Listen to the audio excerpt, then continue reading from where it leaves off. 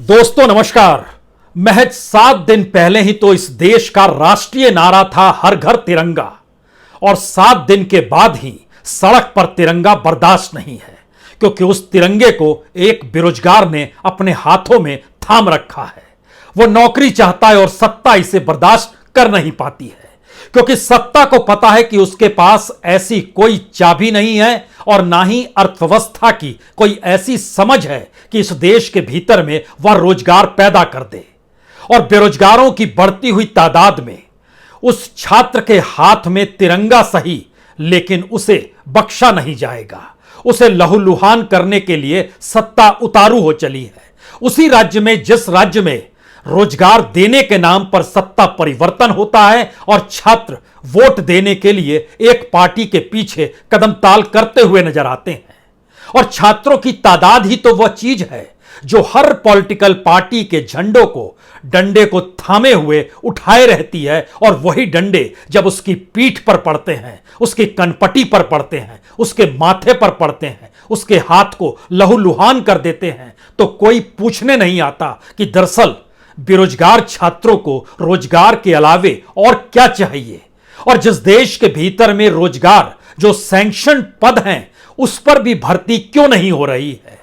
वह एक अकेला छात्र नहीं है जो पिटा, कई छात्रों के पीठ पर डंडों के लाल निशान आज भी हैं। और गांधी मैदान, जो पटना का ऐतिहासिक गांधी मैदान, जहां से जेपी ने हुंकार भरी, तो फिर संपूर्ण क्रांति का नारा इस देश में गूंज पड़ा था। लेकिन संपूर्ण क्रांति का नारा लगाने वाले और उनकी पीढ़ियां और उनकी विरासत संभाले हुए उनके घर के लोग जब सत्ता में आकर बैठ चुके हैं, तो गांधी मैदान भी अब उन्हें दिखाई नहीं देता है। संपूर्ण क्रांति तो दूर का नारा है।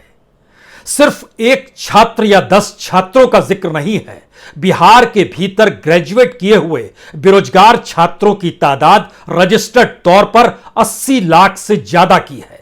प्राइवेट सेक्टर में जो नौकरी चाहते हैं उसको जोड़ दीजिएगा तो यह तादाद हो सकता है 1 करोड़ तक पहुंच जाए। इतनी बड़ी तादाद में बिहार के भीतर बेरोजगार, जी नहीं। उत्तर प्रदेश बगल में है, वहां पर कदम रखिएगा तो रजिस्टर्ड बेरोजगारों की तादाद 1 करोड़ 20 लाख पार कर चुकी है। प्राइवेट क्षेत्रों में भी रोजगार के लिए तड़पती हुई आंखें लगातार देख रही है, कोई नौकरी तो निकले। इन छात्रों को सिर्फ एक अदद नौकरी चाहिए, क्योंकि जिंदगी जीने की शुरुआत के साथ ही यही बताया गया कि शिक्षा आपको हासिल करनी चाहिए।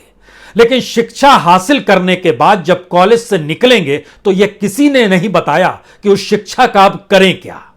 और जो शिक्षा पाई है, उस शिक्षा के आश्रय कौन सा रोजगार मिलेगा और कैसे पेट भरेगा, कोई नहीं जानता है।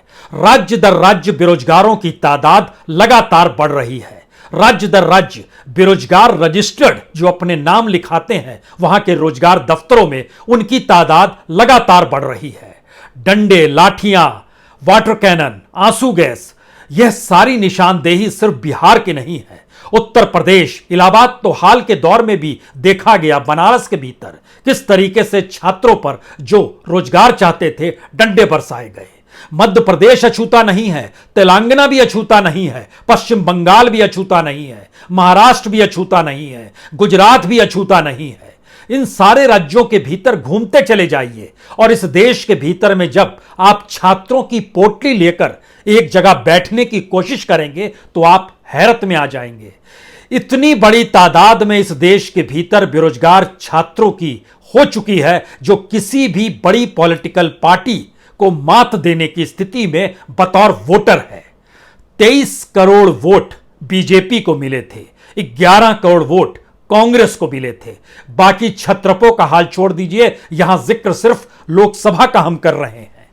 उस लोकसभा के चुनाव के दायरे में अगर इस देश का छात्र एकजुट हो गया और उन तमाम राजनीतिक दलों को यह बात का एहसास करा दे कि आपकी इकोनॉमी इस देश में रोजगार देने के लिए नहीं है, क्योंकि बजट दर बजट, राज्य दर राज्य और देश का भी बजट अगर आप परखने की कोशिश कीजिएगा तो आपको जानकर हैरत हो जाएगी। जो बजट बनाया जाता है उसकी वसूली सिर्फ टैक्स के जरिए होती है। और जब सिर्फ टैक्स के जरिए वसूली होती है तो जो कंज्यूमर क्लास है वही पैसे दे पाता है, या जिसके पास रोजगार है, सरकारी नौकरी है या फिर व्हाइट कॉलर की नौकरी है, वही अपने तौर पर टैक्स दे पाता है। बाकी वसूली जीएसटी के जरिए होती है। और छात्रों की शिक्षा इस दौर में महंगी हो गई और छात्र कंज्यूमर भी नहीं बन पाए और वो सरकार की तरफ ताकते रह गए कि हमने अपने आप को जाति में बांटा, हमने अपने आप को धर्म में बांटा, अब क्या करें। जातियों के भीतर भी उपजातियों के नाम पर भी हमने अपने नेताओं के पीछे कतार होकर खड़े होकर देख लिया, लेकिन रोजगार नहीं मिला, क्योंकि किसी भी सरकार और मौजूदा वक्त में इस देश की इकोनॉमी रोजगार को देखती ही नहीं है। रोजगार के लिए तो फैक्ट्रियों का चलना होगा, इंडस्ट्रियों में से धुआं निकलते हुए उनकी चिमनियों से दिखाई देना होगा, भारत का मैन्युफैक्चरिंग सेक्टर कुलांचे मार रहा होगा, भारत के भीतर व्यापार घाटा नहीं होगा। इस देश की अर्थव्यवस्था और इकोनॉमी में बड़ा योगदान इस देश की इंडस्ट्री का होगा, लेकिन नहीं।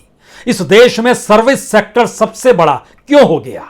और जानकर हैरत होगी अगर ड्राइवर की संख्या इस देश में गिनिए, सुरक्षा कर्मी जो प्राइवेट गार्ड के तौर पर रहते हैं उनकी तादाद को गिनिए, जो लिफ्टमैन होता है उसकी तादाद को गिनिए, और जो घर घर मौजूदा वक्त में आधुनिक दौर में खाना पहुंचाने वाला जो लड़का है, वह जो पूरे देश के भीतर में वो चाहे आपके घर पिज्जा लेकर आए, चाहे जोमेटो के जरिए कोई भोजन लेकर आए, उसकी तादाद और इन सारी तादादों को जब मिला दीजिएगा तो इस देश के भीतर में उनकी संख्या भी लगभग 7.5 करोड़ से ज्यादा है। आप कल्पना कर रहे हैं, इस देश के भीतर में सरकारी कर्मचारी और प्राइवेट सेक्टर के कर्मचारी दोनों को मिला दीजिएगा तो भी उसकी तुलना में इस देश में ड्राइवर, लिफ्टमैन, खाना पहुंचाने वाला और इन सब चीजों की तादाद बहुत ज्यादा है, जो अपने तौर पर ना सिर्फ ग्रेजुएट पास है बल्कि उसने उससे आगे की पढ़ाई भी की हुई है।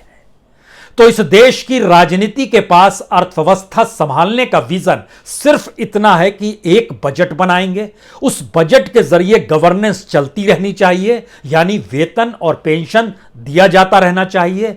जो सरकारी ऑफिसेस काम करते हैं वो सरकारी ऑफिसेस सुप्रीम कोर्ट भी हो सकता है, चुनाव आयोग भी हो सकता है, और सीबीआई, ईडी, आईटी सभी दफ्तर भी हो सकते हैं, नॉर्थ ब्लॉक, साउथ ब्लॉक भी हो सकता है, यानी कृषि मंत्रालय भी हो सकता है और हेल्थ मिनिस्ट्री भी हो सकती है। उस पर जो खर्च किया जाता है वो तकरीबन 60% खर्च उसी दिशा में इस देश का खर्च हो जाता है। अगर उसके दायरे में आप इस देश के पॉलिटिशियंस के खर्चे भी लाकर जोड़ दीजिए, जो उनको सुविधा के नाम पर और जो उन्हें वेतन के नाम पर मिलता है, बचे आपके पास 40%।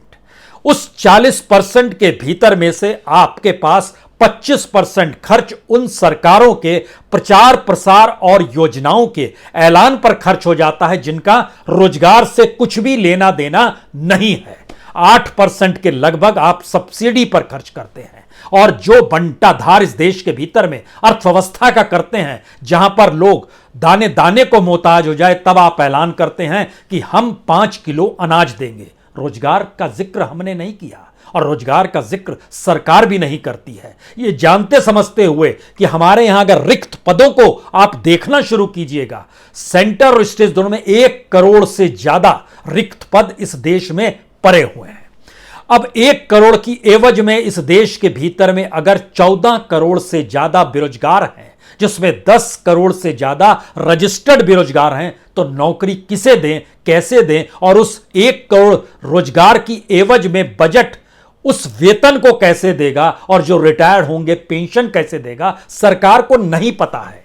सरकार की अपनी इकोनॉमी डराने, खौफ पैदा करने और लोकतंत्र का राग जमाते हुए इस देश के गवर्नेंस को अपने तौर पर बनाने के आश्रय ही चलती है।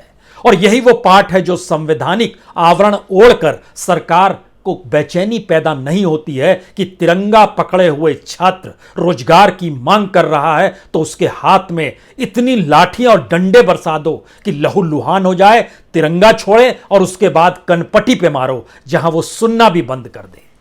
इस परिस्थिति में इस देश में छात्र करे तो क्या करे? राज्य दर राज्य छात्रों की संख्या बढ़ रही है और हमने जब इस पे परखना शुरू किया कि स्थिति कितनी विकट है, तो जानकर हैरत होगी, जहां पर सबसे ज्यादा रोजगार है, जो आईटी सेक्टर है, वहां पर भी 80 लाख छात्र इस देश में आईटी की परीक्षा देकर, आईटी का मतलब इंफॉर्मेशन टेक्नोलॉजी है, उसको देने के बाद और डिग्री पाने के बाद 80 लाख छात्रों के पास काम नहीं है। और ओवरऑल का जिक्र हम आपसे लगातार करते चले जा रहे हैं। अब आप यह समझिए, इस देश की सेंट्रल यूनिवर्सिटी जो लगभग 50 के लगभग है, वहां से निकले हुए 70 लाख छात्रों के पास कोई काम नहीं है। तो डिग्री आपने दी क्यों? और इस देश के भीतर में छात्र पढ़ाई शुरू कर दे, बच्चा जन्म लेने के साथ हमने राइट टू एजुकेशन का जिक्र कर दिया, मिड डे मील की व्यवस्था कर दी।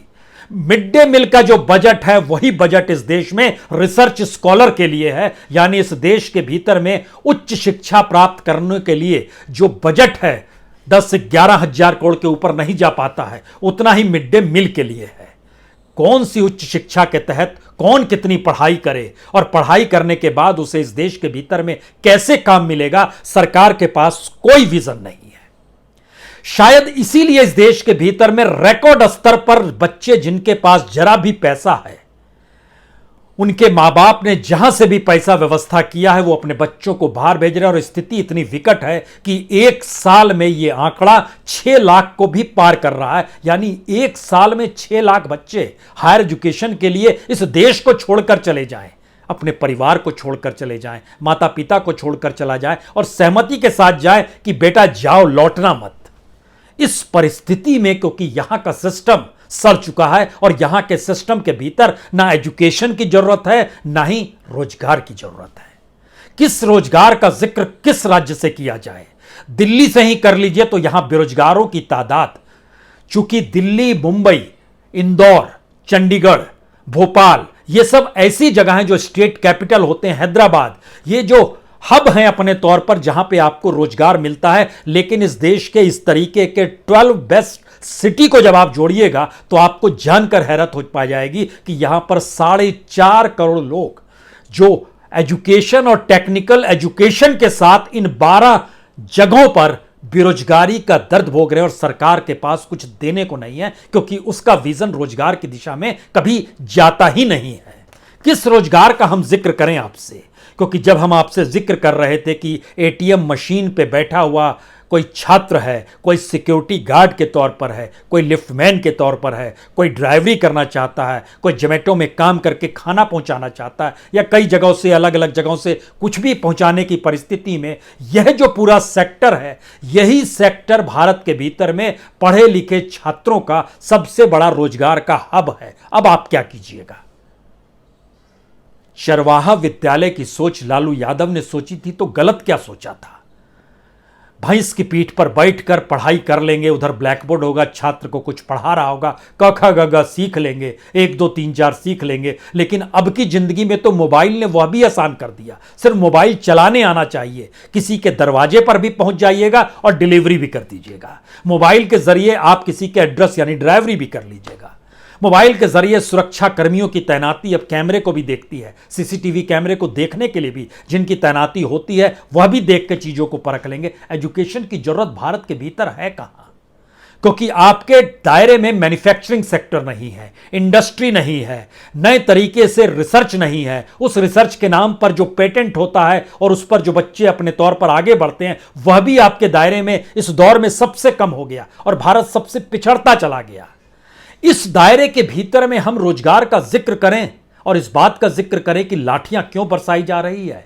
हमने लाठियों का जिक्र किया तो परखना शुरू किया कि दरअसल उत्तर प्रदेश, बिहार, झारखंड, मध्य प्रदेश, पश्चिम बंगाल, महाराष्ट्र, गुजरात, तेलंगाना, दिल्ली, इन तमाम जगहों पे छात्रों के बीते 8 बरस के भीतर लगभग 160 से ज्यादा प्रदर्शन हुए हैं और उन 160 में से लगभग 120 से ज्यादा पर लाठियां बरसाई गई है।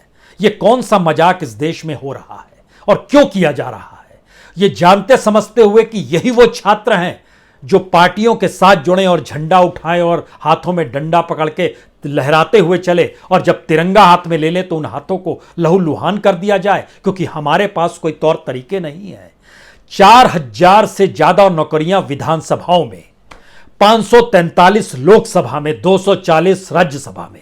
इन नौकरियों पर कभी कोई आंच आई है? एक सीट अगर कम हो जाए तो तुरंत इलेक्शन कमीशन सक्रिय हो जाता है, वहां पर उपचुनाव कराना है। 10 कैंडिडेट खड़े हो जाते हैं। उस 10 कैंडिडेट की एवज में जो पैसा खर्च होता है वो एवरी कॉन्स्टिट्यूंसी अगर निकालिएगा तो 100 करोड़ से ज्यादा का खर्च हर सीट को लेकर इस देश के भीतर में खेला जाता है। और उन 100 करोड़ को जोड़ते चले जाइएगा तो इस विधानसभा और लोकसभा के ऊपर इनकी राजनीति पर जितना खर्च होता है उस बजट को बीते 8 वर्ष में माइनस कर दीजिए, सबको नौकरी मिल जाएगी।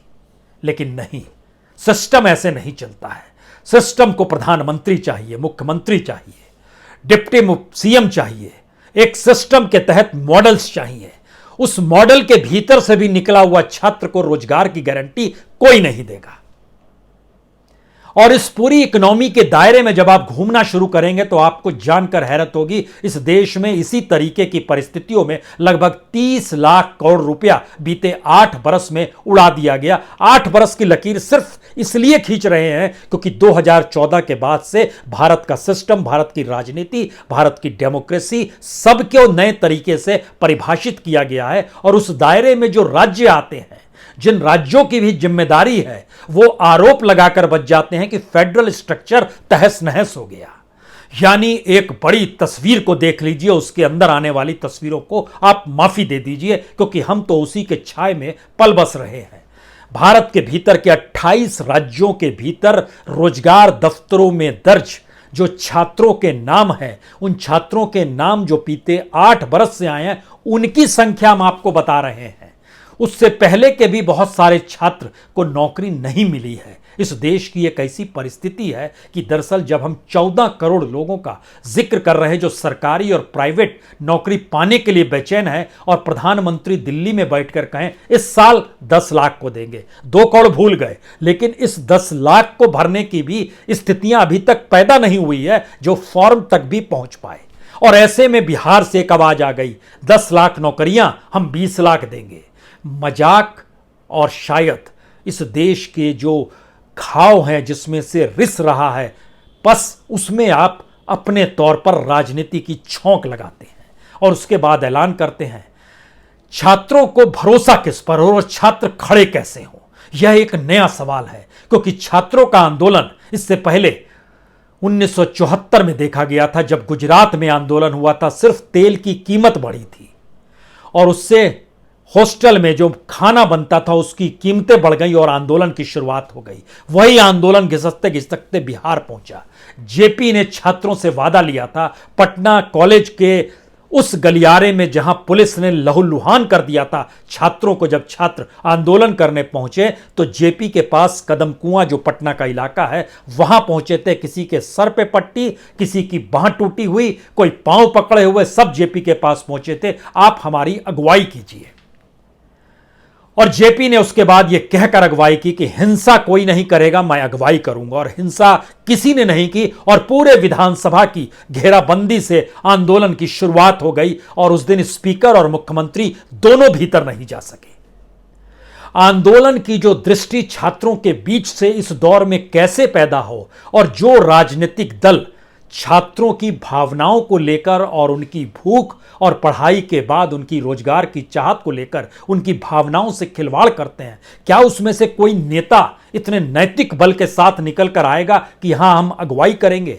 और उसी गांधी मैदान में जहां 5000 छात्र बिहार पहुंचे, सबको बैठा दे और उसके बाद समूचे बिहार से ऐलान करे जो भी बेरोजगार रजिस्टर्ड है वो इस ग्राउंड में आ जाए और जिसे नौकरी चाहिए आइए। यह संख्या बढ़ती चली जाएगी और कमोवेश हर राज्य के भीतर क्या ऐसी परिस्थिति आ सकती है कि छात्र अपने आप को एकजुट करे और राजनीति के तौर तरीके को बदलने के लिए मौजूदा राजनीतिक व्यवस्था को चुनौती देने की स्थिति में आकर खड़ा हो जाए? क्योंकि भारत की इकोनॉमी कभी ऐसी होती नहीं है कि वह रोजगार पैदा ना कर पाए। यह कौन सी परिस्थिति है जब मौजूदा वक्त में रोजगार मुंह बाय खड़ा है और सरकारों की अर्थव्यवस्थाएं अपने तौर पर निढाल होकर गिरती चली जा रही है, किसी के पास कोई सोच नहीं है। इसका मतलब बहुत साफ है कि हम उस अर्थव्यवस्था से, उस पूंजी से, उस टैक्स पेयर के पैसे से और इस देश के भीतर में जो यहां पर खनिज संसाधन है उससे ना सिर्फ खिलवाड़ कर रहे हैं बल्कि राजनीतिक तौर पर उसका लाभ उठा तो रहे हैं,